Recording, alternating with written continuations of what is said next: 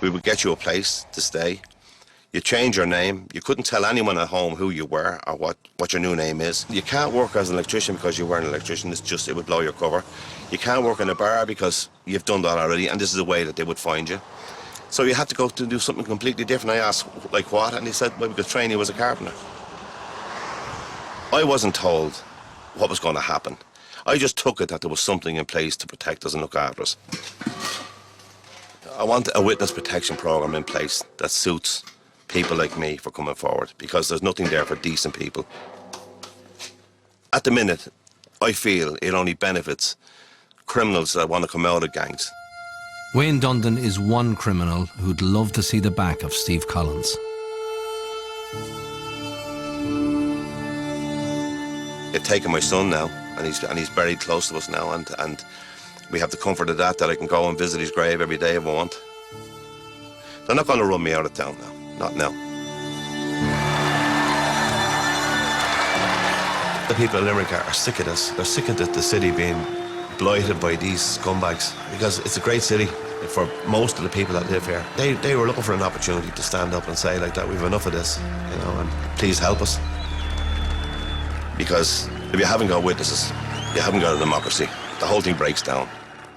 We need the laws that's proposed to be put into place now, and we can reclaim our city. The time for talking now is over. You can't legislate by emotion. But here was a family who came forward, did their duty, and look what they got, the consequence. Their lives ruined. Not just the life of Steve Collins and his wife, but their entire family ruined by this particular instance where they did their duty. So if the state didn't respond to that, if the Oireachtas didn't respond to that, it would be a very sad day for Ireland. The murder of Roy Collins, just like the assassination of Veronica Guerin 14 years earlier, compelled the government to act. It is now an offence to direct organised crime. Now, for the first time, the Gardaí have the powers to subject crime gangs to intense covert surveillance and wiretaps. Now, for the first time, that evidence can be produced in court to put the bad fellas away. The gangland crime legislation not only has put huge pressure on these people, but has given the guards the tools to take them off the street.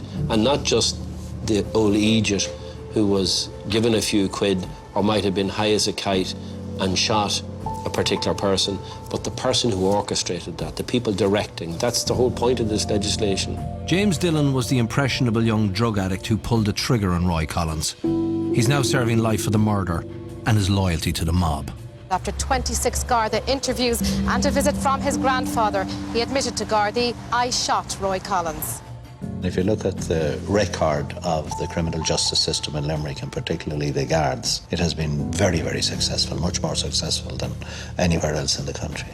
In terms of eliminating the gangs and preventing the crime from happening in the first instance, there's a lot more work to be done there. Organised crime is now a nationwide scourge. But in Limerick, Garda tactics are producing results. The crime bosses who call the shots are feeling the heat. The intense police pressure is paying off. Shooting incidents are down from over 100 in 2007 to just 14 in 2010. Limerick is by no means a lost cause. I think it is turning the tide a bit now, and if it didn't, I wouldn't think twice about asking the people to come back on the street again and to do it all over again. And I think if we'd done that, it would be massive. Because people now have got confidence since the last march. And I think it will be stronger, it will be bigger, and it will be more in the face of the government to get things changed. Because there's still a lot to change. There's still a lot of laws that could be brought in to change things, to make things safe for our families. The first cases under the new anti-gang legislation are due in court in early 2011. The underworld will be watching and waiting on the verdicts. In America, similar laws have been around for years. But it took a new vision of policing and a change of heart at the top of City Hall to bring the crime rate in New York down to World War II levels. There's no reason why any city in Ireland cannot crack down on the crime problems that its citizens view as most significant, whether it's graffiti being out of control, whether it's shoplifting, whether it's disorder or violent crime. It's just a question of the police believing that they have the possibility and the obligation to solve crime through information management, analysis, and accountability. It absolutely has to be an aggressive approach to tackle organized crime. Increased use of physical surveillance and electronic surveillance, wiretapping laws, increased use of human sources. They have to aggressively be used if there's going to be any success at putting an end to organized crime groups. It may be that a strategy that's designed for Limerick may not be the strategy for Cork City or for Dublin. That's where the police executives come in and the police on the street come in.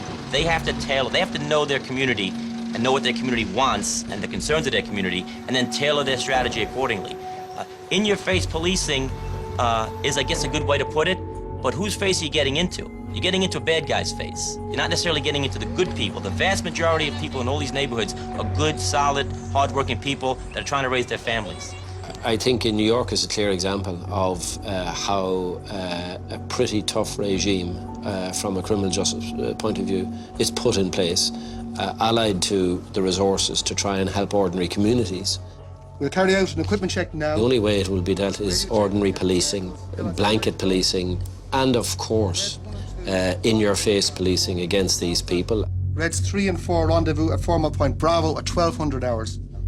There certainly is a real challenge when we're trying to deal with organised crime in balancing the rights, the interests, the concerns of a legitimately worried community with the individual that has been investigated or maybe that is being tried before the courts. It's a very precarious balance, but eroding rights won't necessarily make the communities any safer. The only thing that the psychopath would understand is a force stronger than himself. And in this case, it would have to be the state, if you like, the police. You know, it's easy for people to criticise in, you know, the leafy suburbs that all this is draconian. Tell that to the people like Steve Collins and families like that, Shane Gagan's family. And that's why the state has to react in a proportionate way, but act it has to do. You are only talking about 30 or 40 families, and that's perhaps 150, 200 people.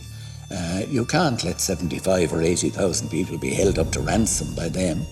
I think that, you know, the guards now are coming to realise that they're taking them on, and I think that the law now is an awful lot better in terms of dealing with them than it was in the past.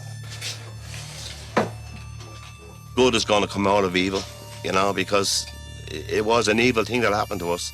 And some good will come out of it because people will benefit from these new laws, you know, and that's why I'm proud of the fact that Roy's name is associated with those laws and that people going forward will see the benefits of it and remember them, you know, and if they remember him, and then that's all I ever set out to do at the start, was that he wouldn't just be another number.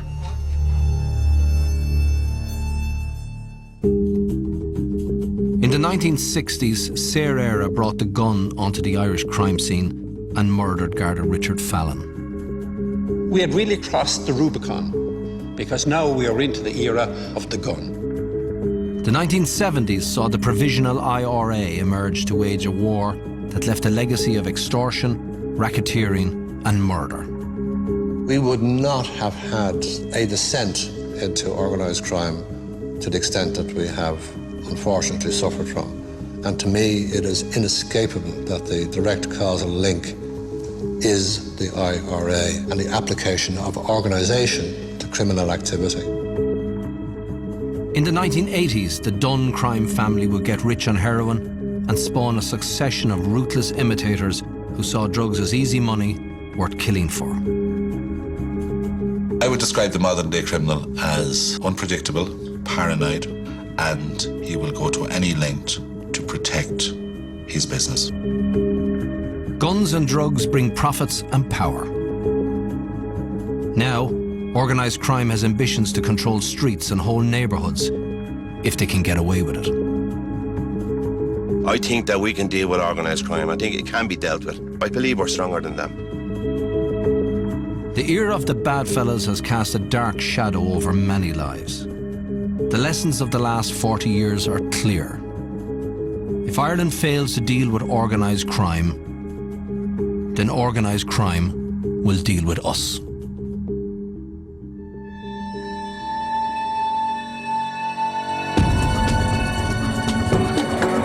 And that was the final in the current series. Next week, the trials of Phoebe Prince tells her story from moving to the US in the summer of 2009 to her untimely death earlier this year, now the subject of a bullying prosecution.